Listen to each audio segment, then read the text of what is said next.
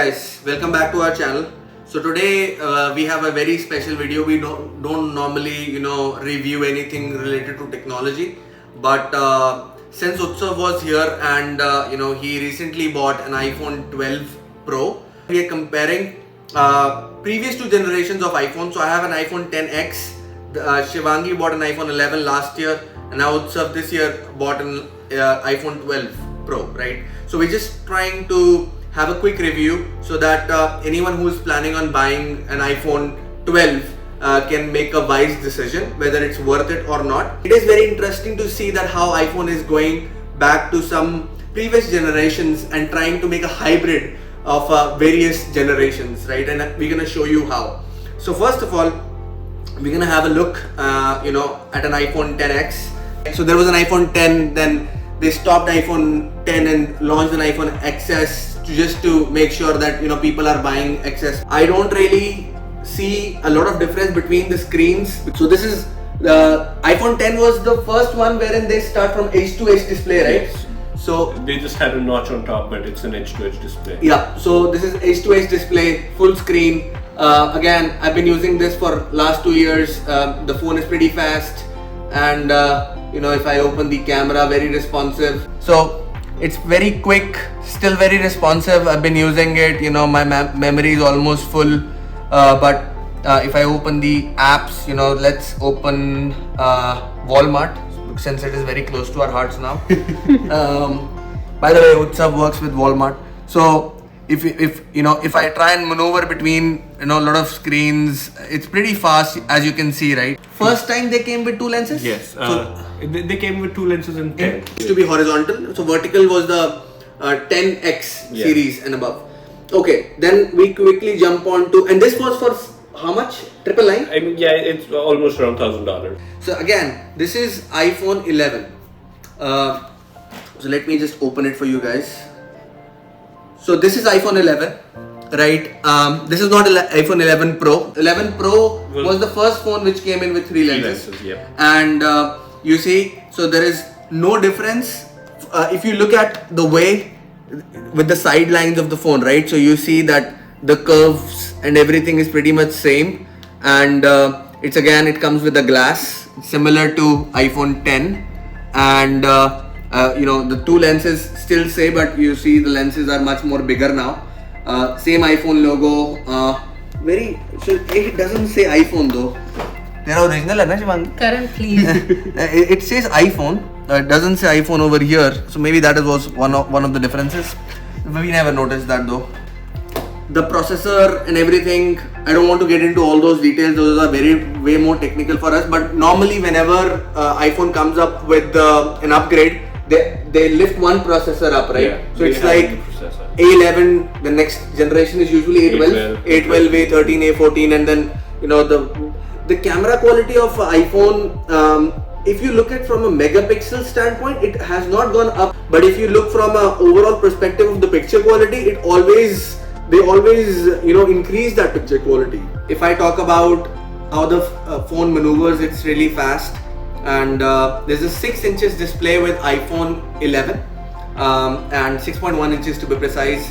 And this has I think the chipset is A13. And overall, if you see that they came up with this sort of a cylindrical design with these iPhone 10 and 11 series, right? If you see that this is like a cylindrical shape, both these phones.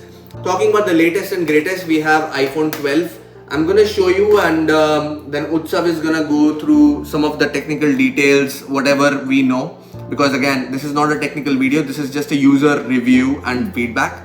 So very interestingly, you can see that a lot of good changes have been made, but it's more of a hybrid, and Utsav will tell you why. This is iPhone 12 Pro. This is the blue color. The camera is upgraded. As you see, it has a LiDAR scanner and a wide angle camera. And definitely we went out a couple of times in the past week and we clicked a few pictures, and definitely we could see the difference between the pictures. If we talk about the form factor, this reminds me of iPhone 5. I just feel this is like an enlarged version of the iPhone 5.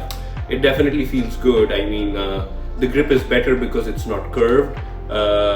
some people have posted, mentioned that this is sharp and they got cuts on their hands, but I don't really think. Oh, really? Yeah. I mean, I really don't think it's sharp, and I don't see any way you can get a cut from this. But maybe some people have delicate skin. But if you look at the phone, right, Shivangi, you want to take a closer view.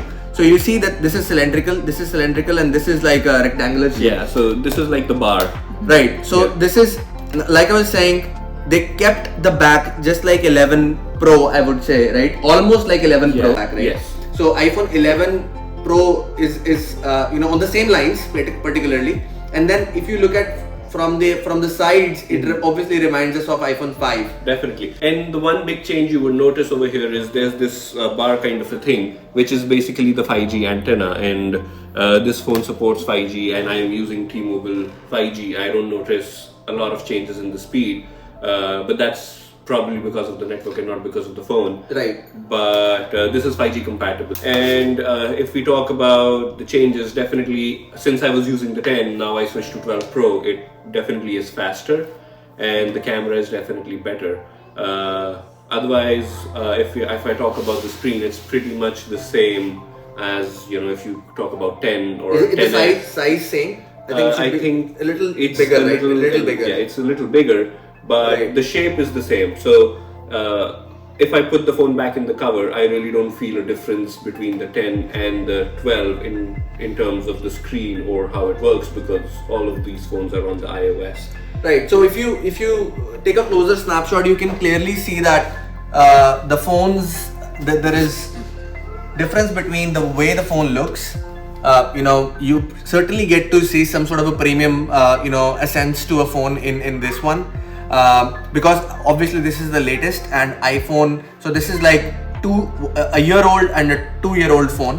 So talking about the prices real quick, Utsav, I think I bought this for $900. Mm-hmm. This one was iPhone 11. I think it was $700, right? They normally retail from Yes, 700, 699 or 799. So $699. I think $699 plus taxes is around $750. This was $899 plus taxes, and I think the Pro is what?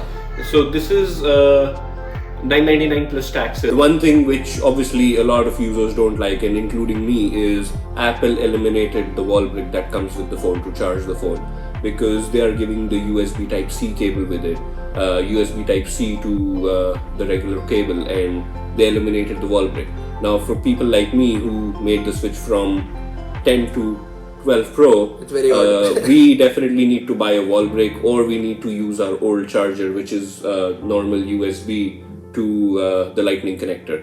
So it's definitely, if you go for an original Apple wall brick, additional $30 to $40 that you have to invest in. That's one big change that I did not like, and I don't think a lot of people like. So it comes in how many colors? The iPhone 12?